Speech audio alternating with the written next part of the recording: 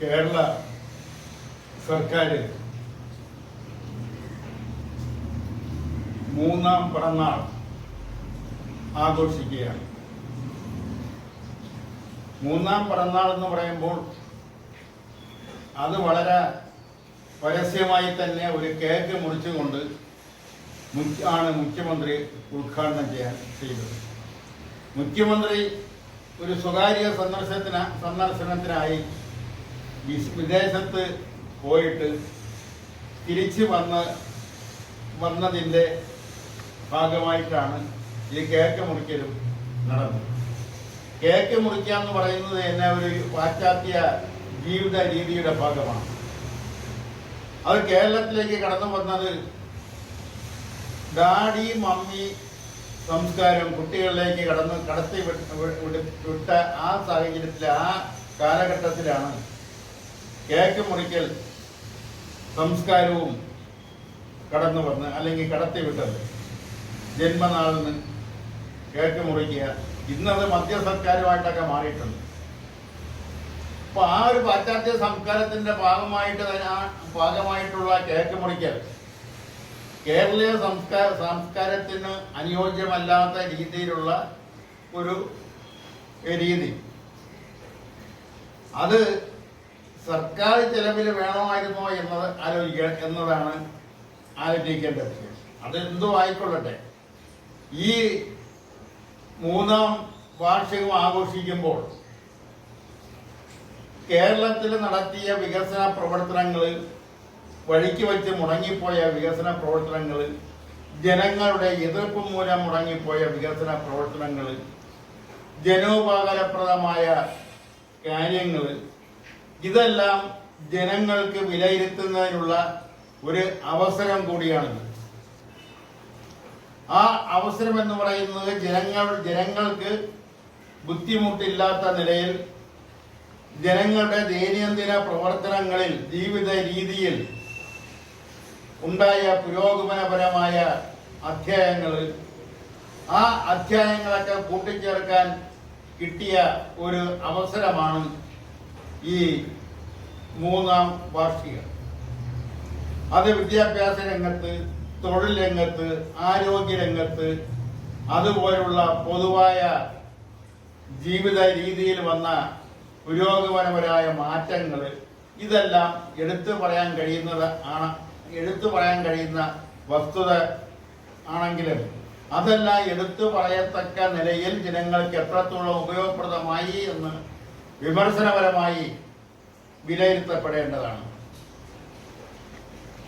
ഏറ്റവും താഴേക്കിടയിൽ ഉള്ള, അല്ലെങ്കിൽ ജീവിതത്തിന്റെ അവസാന നാളുകളിൽ മരുന്ന് വാങ്ങുന്നതിന് വേണ്ടി നൽകിക്കൊണ്ടിരുന്ന ക്ഷേമ പെൻഷൻ, അത് 5 or 6 കുടിശ്ശികയായിരിക്കുന്നു. അപ്പൊ അത് വയോധികരെ സംബന്ധിച്ചിടത്തോളം അവരുടെ അവസാന കാലഘട്ടത്തിൽ മരുന്ന് വാങ്ങുന്നതിന് ലഭിക്കേണ്ടുന്ന പെൻഷൻ, ക്ഷേമ പെൻഷൻ, വാർദ്ധക്യകാല പെൻഷൻ, കർഷക തൊഴിലാളി പെൻഷൻ, വിധവ പെൻഷൻ, അതുപോലുള്ള ക്ഷേമ പെൻഷനുകൾ 5-6 മാസത്തെ കുടിശ്ശിക വരുമ്പോൾ അവർക്ക് അത്തരം ആൾക്കാർക്ക് ഈ ഭരണത്തിൽ നിന്ന് ലഭിച്ച പ്രയോജനങ്ങൾ എന്തെല്ലാമാണെന്ന് വിലയിരുത്തപ്പെടുമ്പോൾ അത് വളരെയധികം വിമർശനപരമായി തന്നെ വിലയിരുത്തേണ്ടതായിട്ട് വരും. അതുപോലെ തന്നെ ആരോഗ്യരംഗത്ത് ചില സർക്കാർ ആസ്പത്രികളിൽ സർക്കാർ ജീവനക്കാർ, ഡോക്ടർമാർ കാണിച്ചു കൂട്ടുന്ന അശ്രദ്ധകള്, അനാസ്ഥകള്, ജാഗ്രത കുറവുകൾ, അതുമായി ബന്ധപ്പെട്ട വാർത്തകൾ വന്നുകൊണ്ടിരിക്കുന്നു.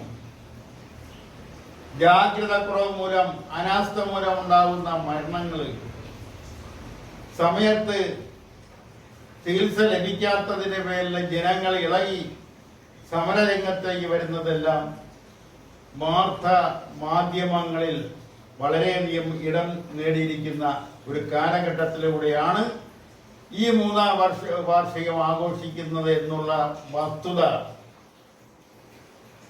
സർക്കാരും ആ സർക്കാരിനെ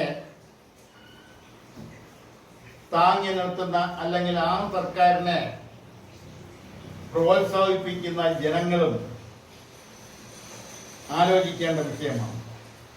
അതുപോലെ തന്നെ വിദ്യാഭ്യാസ രംഗത്തും ഇവിടെ എന്തിനു വേണ്ടിയാണോ വിദ്യാഭ്യാസ രംഗത്ത് സമരം ചെയ്ത് വിദ്യാർത്ഥികൾ പോലീസിന്റെ മർദ്ദനം ഏറ്റുവാങ്ങിയത്, ജയിലിൽ പോയത്, അതിന് ആ കാര്യങ്ങൾക്ക് അനുകൂലമാവുന്ന നിലപാടിലേക്ക്, അതായത് മാനേജ്മെന്റ് വിദ്യാഭ്യാസത്തിനെതിരെ, സ്വകാര്യ വിദ്യാഭ്യാസത്തിനെതിരെ നടന്നിട്ടുള്ള ശക്തമായ സമരങ്ങൾ, ആ സമരങ്ങൾക്ക് നേതൃത്വം കൊടുത്ത വിദ്യാർത്ഥി നേതാക്കൾ ഈ രാജ്യം ഭരിക്കുമ്പോൾ ആ സ്വകാര്യവൽക്കരണം, സ്വകാര്യ വിദ്യാഭ്യാസ മേഖല വളരെയധികം ശക്തിയായി തളച്ചു വളർന്നുകൊണ്ടിരിക്കുന്ന ഒരു കാലഘട്ടമാണിത്.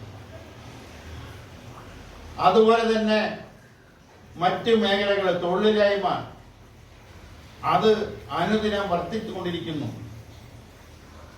അവർ ആഗ്രഹിക്കുന്ന തൊഴിലുകൾ ലഭിക്കാത്തതിന്റെ പേരിൽ പ്രൊഫഷണൽ കോഴ്സുകൾ പാസ്സായവര് രാജ്യം വിട്ടുപോയിക്കൊണ്ടിരിക്കുന്നു. അവരെല്ലാം വിദേശ അല്ലെങ്കിൽ പാശ്ചാത്യ രാഷ്ട്രങ്ങളിൽ ചേക്കേറുന്നു. അവരവിടുത്തെ പൗരത്വം സ്വീകരിച്ചുകൊണ്ട് അവർ എന്നേക്കുമായി ജനിച്ച നാടിനെ, വളർന്ന നാടിനെ മറക്കാൻ ശ്രമിക്കുന്നു. ഇതെല്ലാമാണ് മൂന്നാം വർഷം ആഘോഷിക്കുമ്പോൾ ഇത്തരം കാര്യങ്ങളെക്കുറിച്ച് വിമർശനപരമായി, ശാസ്ത്രീയമായി തന്നെ ഒരു വിലയിരുത്തലുകൾ അനിവാര്യമാണ്. ആ വിലയിരുത്തലിലൂടെ മാറ്റങ്ങൾ വരുത്തേണ്ടതിനെ മാറ്റങ്ങൾ വരുത്തുകയും അതുപോലെ തന്നെ വിമർശിക്കുന്നവർ വിമർശനത്തോടൊപ്പം തന്നെ സ്വയം വിമർശനവും ഏറ്റെടുത്തുകൊണ്ട് ജനങ്ങളുടെ പരാതികൾ, ജനങ്ങളുടെ അഭിപ്രായങ്ങൾ അതെല്ലാം കാര്യമായി തന്നെ പരിശോധിച്ചുകൊണ്ട് പൂർണ്ണമായും കുറ്റമറ്റതാക്കാൻ കഴിയില്ല എന്നറിയാമെങ്കിൽ തന്നെയും പരമാവധി കുറ്റമറ്റതാക്കിക്കൊണ്ടുള്ള ഒരു ഭരണം തുടർന്ന് നടത്താൻ കഴിയണം. ഒരു തുടർ ഭരണം എന്ന നിലയിൽ കേരള ചരിത്രത്തിൽ ആദ്യമായിട്ടാണ് ഒരു തുടർ ഭരണം ലഭിക്കുന്നത്. ആ തുടർ ഭരണം കണ്ണിലെ കൃഷ്ണമണി പോലെ കാത്തു സൂക്ഷിക്കണമെന്ന് ആവശ്യപ്പെട്ടുകൊണ്ട്, അഭിപ്രായപ്പെട്ടുകൊണ്ട് ഇതിവിടെ പൂർത്തിയാക്കുകയാണ്. മാന്യ പ്രേക്ഷകർക്ക് നന്ദി, നമസ്കാരം.